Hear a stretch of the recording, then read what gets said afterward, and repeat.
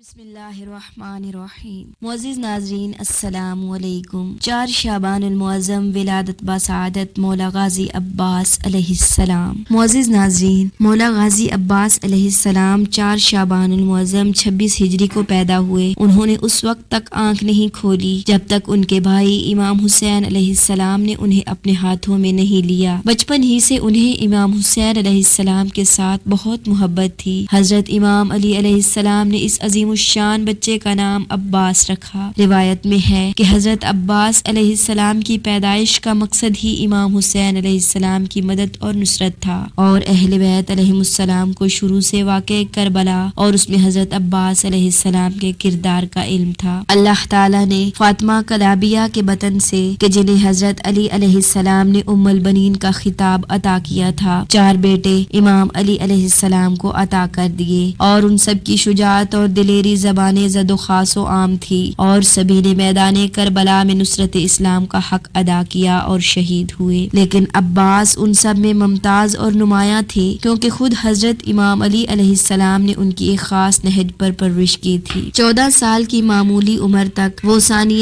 حیدر کہلانے لگے۔ مولا غازی علیہ السلام کی تعلیم و تربیت خصوصاً کربلا کے لیے ہوئی تھی۔ لوگوں کی خبر گیری اور فلاح و بہبود کے لیے خاص طور پر مشہور تھے، اسی وجہ سے آپ کو باب الحوائج کا لقب حاصل ہوا۔ مولا غازی اپنے بھائی امام حسین علیہ السلام کے عاشق اور گرویدہ تھے، اور سخت ترین حالات میں بھی ان کا ساتھ نہیں چھوڑا۔ لفظ وفا ان کے نام کے ساتھ وابستہ ہو گئی، اور اسی لیے ان کا ایک لقب شہنشاہ وفا ہے۔ جنگ صفین میں حضرت عباس علیہ السلام نے حضرت امام علی علیہ السلام کا لباس پہنا اور بالکل اپنے والد امام علی علیہ السلام کی طرح زبردست جنگ کی، حتیٰ کہ لوگوں نے ان کو علی ہی سمجھا۔ جب امام علی علیہ السلام بھی میدان میں تشریف لائے تو لوگ حیران رہ گئے۔ اس موقع پر امام علی علیہ السلام نے اپنے بیٹے عباس کا تعارف کرواتے ہوئے فرمایا کہ یہ عباس ہیں اور یہ بنو ہاشم کے چاند ہیں۔ اسی وجہ سے حضرت عباس علیہ السلام کو قمر بنی ہاشم کہا جاتا ہے۔ واقعہ کربلا کے وقت مولا غازی عباس علیہ السلام کی عمر تقریباً 33 سال تھی۔ امام حسین علیہ السلام نے آپ کو لشکر حق کا علمدار قرار دیا تھا۔ کربلا میں کئی ایسے مواقع آئے جب عباس علیہ السلام جنگ کا رخ بدل سکتے تھے، لیکن امام وقت نے انہیں لڑنے کی اجازت نہیں دی، کیونکہ اس جنگ کا مقصد دنیاوی لحاظ سے جیتنا نہیں تھا۔ امام جعفر صادق علیہ السلام حضرت ابو الفضل عباس کی عظمت اور جلالت کا ذکر کرتے ہوئے فرماتے ہیں، چچا عباس کامل بصیرت کے حامل تھے، وہ بڑے ہی مدبر اور دور اندیش تھے۔ انہوں نے حق کی راہ میں بھائی کا ساتھ دیا اور جہاد میں مشغول رہے، یہاں تک کہ درجہ شہادت پر فائز ہو گئے۔ آپ نے بڑا ہی کامیاب امتحان دیا اور بہترین عنوان سے اپنا حق ادا کر گئے۔ معزز ناظرین، مولا عباس اپنی بہادری اور شیر دلی کی وجہ سے بہت مشہور ہوئے۔ اپنے بھائی امام حسین علیہ السلام کے ساتھ ان کی وفاداری واقع کربلا کے بعد ایک ضرب المثل بن گئی۔ وہ شہنشاہ وفا کے طور پر مشہور ہیں۔ سلام ہو عباس علمدار پر، سلام ہو باب الحوائج پر، سلام ہو قمر بنی ہاشم پر، سلام ہو شہنشاہ وفا پر۔ ولادت بسعادت مولا غازی عباس علیہ السلام تمام مومنین کو بہت بہت مبارک ہو۔ وآخر الدعوانا ان الحمد للہ رب العالمین۔ اللہم صلی علی محمد و آل محمد وعجل فرج آل محمد۔